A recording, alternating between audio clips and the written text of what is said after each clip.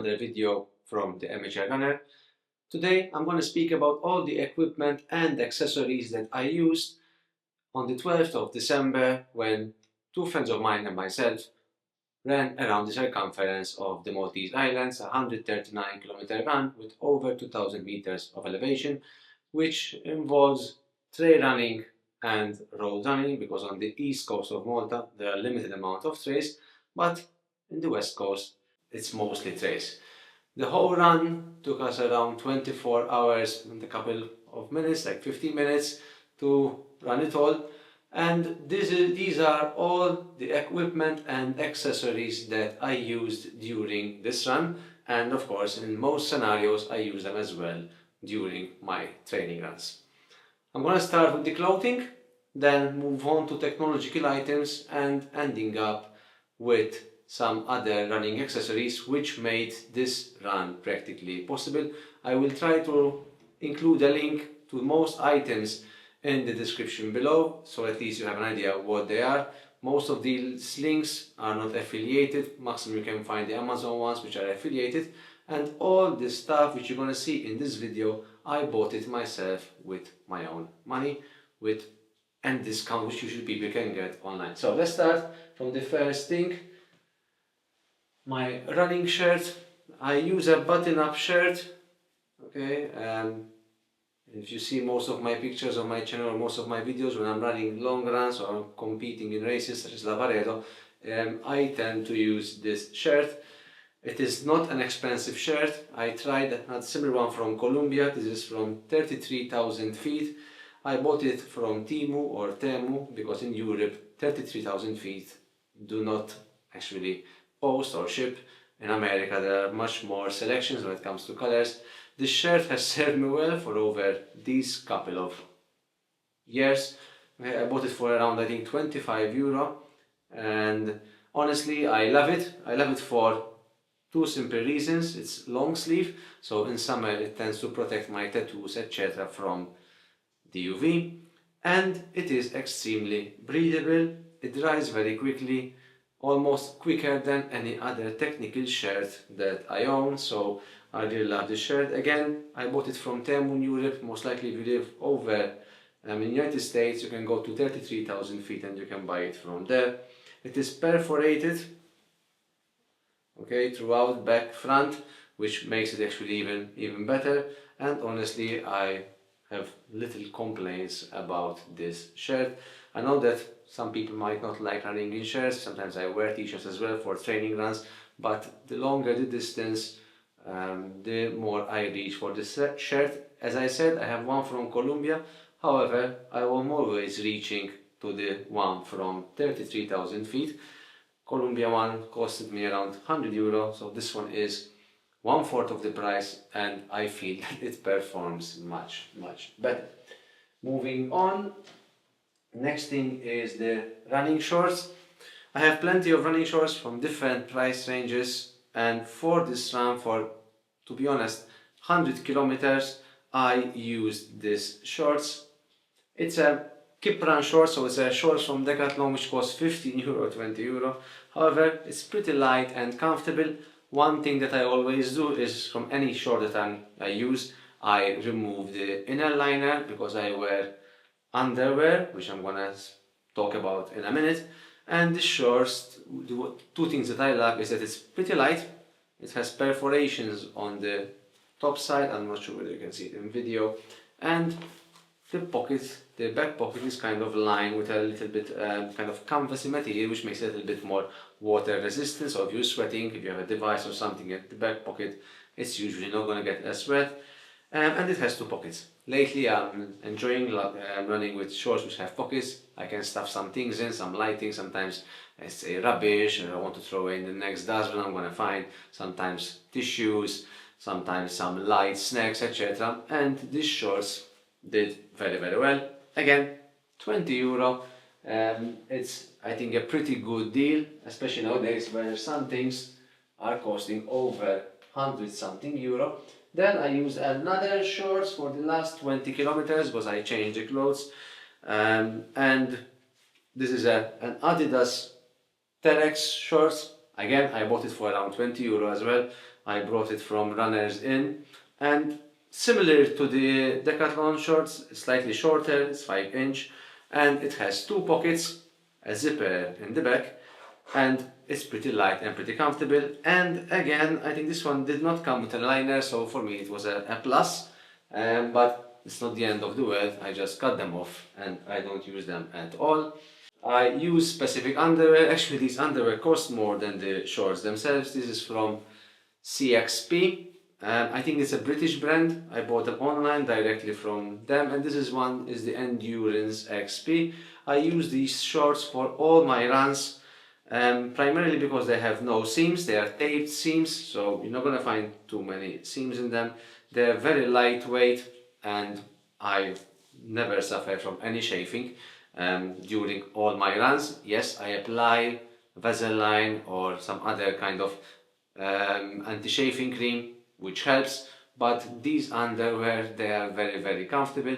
The last thing that I use when it comes to clothing during the day, because most of the run was during the night, was a running cap. Again, I just grabbed this one. It's a Buff. I think it's a light, packable one, if I'm not mistaken. Any other, any other hat with cap would have made no difference, to be honest. So either Buff or whatever cap I would have used, it was not gonna be a problem. And before I forget, the socks. I use the Inini, the crew socks, the Ultra Run for the long run, and as usual, they perform brilliantly. I did not change the socks because I find it very difficult then, if my feet are sweaty or a bit wet, to put a clean pair of socks. However, I ran 139 in the same pair and my feet had no issues. Of course, not just thanks to the socks, thanks to the shoes as well. At the moment, I'm solely running in Inini throughout all my runs. I have some other toe socks from Nitido, which sometimes I use them for road runs, but for trail runs, I only use Inini with different weights, mid-weight or the ultra runs. Usually I tend to grab the mid-weights, but this did the job very, very well. First of all, the run, I did it with the Sunto Vertical 2. I'm not sure whether it can be focused on the camera. I bought this one just 2 weeks before the actual run. I had the race before. I tried the Amazfit T-Rex 3 Pro for a bit, but I couldn't get used to the software, and it had some things which I found them as shortcomings, especially battery life. And I decided that to sell the race, send back the Amazfit, and instead I buy the Vertical 2, and I couldn't be happier. As you know, I've been running in Sunto for the past year. I love their clean software. I'm not saying they're perfect, definitely not. They have some shortcomings, especially, for example, the tracking. Yes, there's an application which can, strictly speaking, people can track you, but it is not as reliable as, I think, Garmin's. A friend of mine who was running with us, Frank, had the Garmin Enduro 2, and the tracking worked flawlessly for him. Mine is stopped, and I had to restart the application on the phone, and then again try to connect with the watch. Somehow I managed, but if you're not a techie person, most likely you won't have time to stay fidgeting during runs. Apart from that, navigation, no problem. Battery life, excellent. I started with 99%, finished the run 24 hours later of performance GPS with 60%, so just 40%. All the settings were on except the always on display. It was gesture based, but I was using it a lot for navigation in some areas, so honestly couldn't be happier with the battery life. Second of all is the heart rate strap. I'm using at the moment the Amazfit Helio strap. This I did not send it back. It's more than just a heart rate strap, okay? So for those who have maybe saw online, it's similar to Whoop Band, just much cheaper. I bought it around, I think, €99. I wear it, as you're seeing, around my bicep, and battery life is amazing, 5 days, 6 days. So I'm using it as an external heart rate monitor for most of my runs, except from swimming, of course. Then I connect the Sunto chest strap, and as I said, it tracks much more than just heart rate, HRV, blood oxygen, and skin temperature, and not what in the app. And I couldn't be happier with it. Of course, I use headphones or earphones, and during the whole run I use the Sunto Wing 2. Here you're seeing it with the battery pack. Okay, I bought it just arrived 4 days before the event, and I had some problems setting it up initially. It was not connecting via Bluetooth to my phone, then it connected via NFC, it updated the software, and from there onwards I had no issues. During the runs I was using the Open Run Mini. Both of them are very good quality headphones, I mean bone conduction earphones actually, and I enjoy them both. However, the Sunto has slightly more features. It has lights, it has kind of head gestures which you can change and skip tracks, which I was using sometimes during the run. It comes with a battery pack as well, so if let's say we have 24 hours, you could just put it in back into this battery pack, which has a nice clip so the headphones cannot come down. To be honest, I did not care with me. I still had a battery pack to charge my phone, so after 11 hours of listening I just switched it off, plugged in the USB-C and left it there for 2 hours and they charged again. But again, I'm happy with both. Price wise, of course, the shocks, the Open Run Mini is cheaper than the Sunto Wing 2.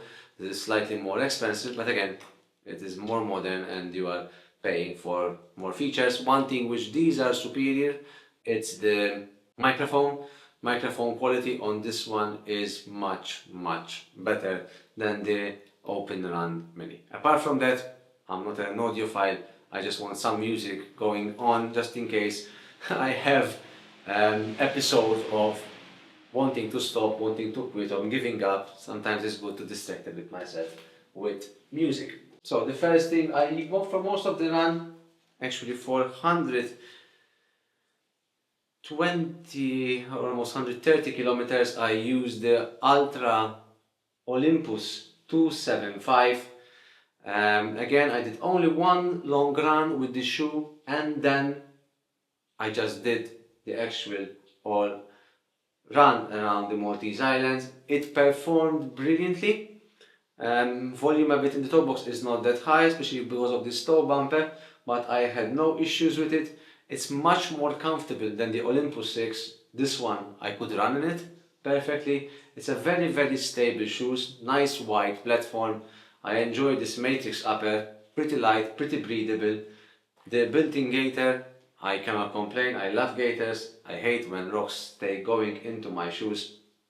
No rock at all, and no stones for over 24 hours. Grip was excellent, conditions were perfect to be honest, so there was no mud or very little mud, which we had no issues at all. Very wide toe box, and again, I honestly cannot complain about the shoe and how it performed during this run. The only thing that I felt that when we were running the last 60 kilometers where mostly was road, then you start feeling that the foam is a bit firm for the asphalt and concrete, and I was looking forward for something softer, and in the last 9k I just switched to a road shoe, which is the Topo Atmos, and it felt like a sofa compared to this one. But again, if you're running mostly trail, I would highly suggest the Ultra Olympus 275. A shout out as well to the Topo Athletic Vista. I did not choose this shoe, it's not because it's not comfortable, but the right foot I feel is a little bit narrow in the midfoot and it tends to annoy my big toe, which I did not want to risk for those amount of kilometers. I think the foam in this one is slightly more versatile. I enjoy running on the road with this one and on the trails. However, it's not as stable as the 275, so in this one you might feel that it's a little bit more wobbly and you're sitting on top of the foam compared to the 275, and unfortunately I find that there's a little bit of an arch which annoys only, funnily enough, my right foot. However, shout out because I did most of the training as well in the shoe, and energy return, definitely the foam in the Topo Athletic Vista is much superior. Another shoes which I'm going to mention, of course I did not run it, but I use it for all my strength sessions, which I think were a very important part of the success that I managed to run this amount of distance. And this one is the TYR Drop Zero.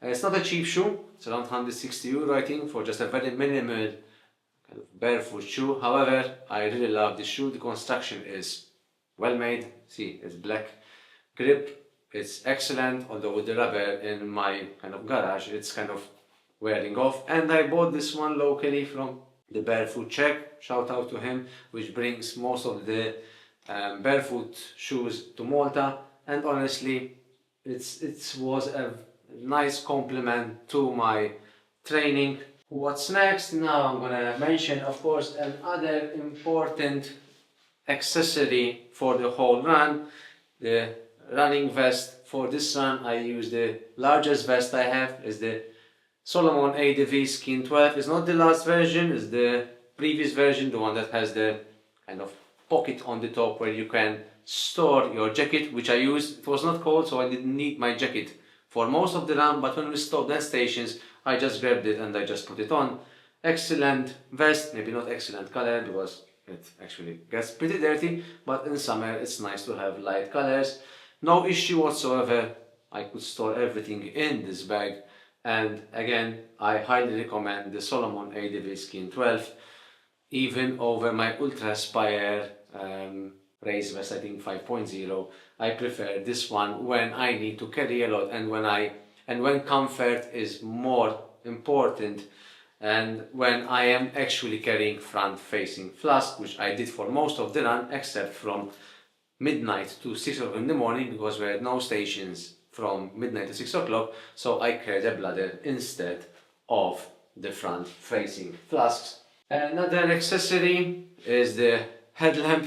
Of course, without this one, most likely I would have fallen somewhere off a cliff. This was the Petzl Acticore, I think, or Acticore. I have two Petzls. I have the Tikina and this one, the Actic.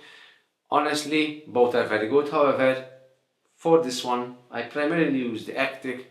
I use it with AAA batteries. I kept the core as a spare battery in a dry bag. And honestly, it lasted from 5 o'clock, 5:30 in the evening of Friday till around 7 o'clock in the morning of Saturday. And it's excellent. Again, that was the time when we were running mostly trails, and it did a great job. Tikina was there in the backpack as a spare headlamp, but I did not need it at all. And the last thing for this video are the sunglasses. I use them, of course, during the day, and these are Sungoat Ultras. I have been using them for most of my races, but lately they became my daily as well. Only pity that you could use them only during the day, because of course at night they don't change color. Honestly, I saw a pair from Julbo, I think is the reactive from 0 to 4, which were tempting, but the €250 price was a bit out of my reach, out of my budget. These ones were not cheap. I think I bought them for around €180, which again, for me, is I think the most expensive sunglasses that I ever owned. However, they do the job brilliantly, especially of course during the day when it's sunny. Everything is crystal clear. They have an oleophobic coating which helps with the sweat and water just goes down. Again, I'm not sure whether the coating is going to stay there forever. I dropped them a couple of times. They have little scratches on the top. However, they're not affecting yet my view when I am running. I think that is it for today. I hope I did not forget anything from all the stuff I have behind me. If you have any questions, maybe nutrition, etc., which I used during this very long run, please do not hesitate to comment in the comments below. If you like this video and you find it useful, please, I appreciate if you subscribe to this channel and press the like button. In the meantime, I wish you all the best for the festive season. I hope you're going to do the most, eat as much carbs as you can, and enjoy your runs. See you in the next one.